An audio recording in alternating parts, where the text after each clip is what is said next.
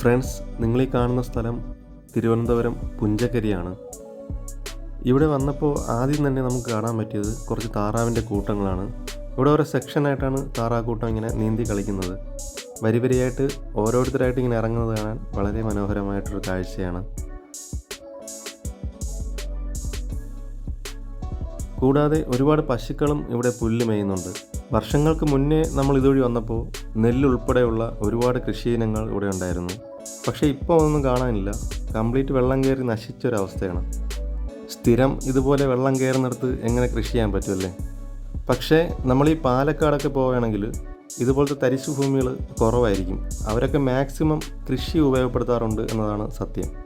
ഈ പാടത്തിൻ്റെ തൊട്ടടുത്തായിട്ട് തന്നെ പ്രശസ്തമായിട്ടൊരു പാലമുണ്ട്. കിരീടം സിനിമയിലെ കുറച്ച് സീൻസ് ഷൂട്ട് ചെയ്ത പാലമാണ്. ആ സിനിമയിലെ തന്നെ ഹിറ്റായിട്ടുള്ള സോങ്ങൊക്കെ ഇവിടെ വെച്ചാണ് ഷൂട്ട് ചെയ്തത്. കാലപ്പഴക്കം കാരണം പാലത്തിൻ്റെ കുറച്ച് സൈഡൊക്കെ പൊട്ടിപ്പൊളിഞ്ഞ അവസ്ഥയിലായിരുന്നു. പക്ഷേ അത് മെയിൻ്റെനൻസ് ഒക്കെ ചെയ്ത് സൂക്ഷിക്കുന്നുണ്ട്.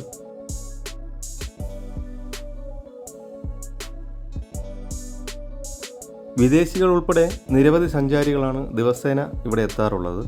പുഞ്ചക്കരിയുടെ മെയിനായിട്ടുള്ള ആകർഷണം എന്ന് പറയുന്നത് ഇവിടുത്തെ കള്ള് ഷോപ്പുകളാണ്. കള്ളിന് വേണ്ടിയിട്ട് മാത്രമല്ല, സ്പെഷ്യലായിട്ടുള്ള തലക്കറിയൊക്കെ കഴിക്കാൻ വേണ്ടിയിട്ടാണ് കൂടുതലും എത്തുന്നത്. എല്ലായിടത്തും വെള്ളം കയറി കിടക്കുന്നുണ്ടെങ്കിലും മഴയത്താണ് നമുക്കിവിടെയൊക്കെ വൈബാക്കാൻ പറ്റിയൊരു സമയം.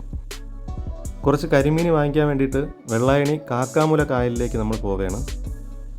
ഇവിടുത്തെ ഒരു പ്രത്യേകത പറയുകയാണെങ്കിൽ നമുക്ക് ആവശ്യത്തിനുള്ളത്, അതായത് നമുക്ക് എത്ര രൂപയ്ക്കാണ് മീൻ ആവശ്യം അത്രയും രൂപയ്ക്കുള്ള മീൻ അവർ ലൈവായിട്ട് പിടിച്ച് നമുക്ക് തരുന്നതാണ്.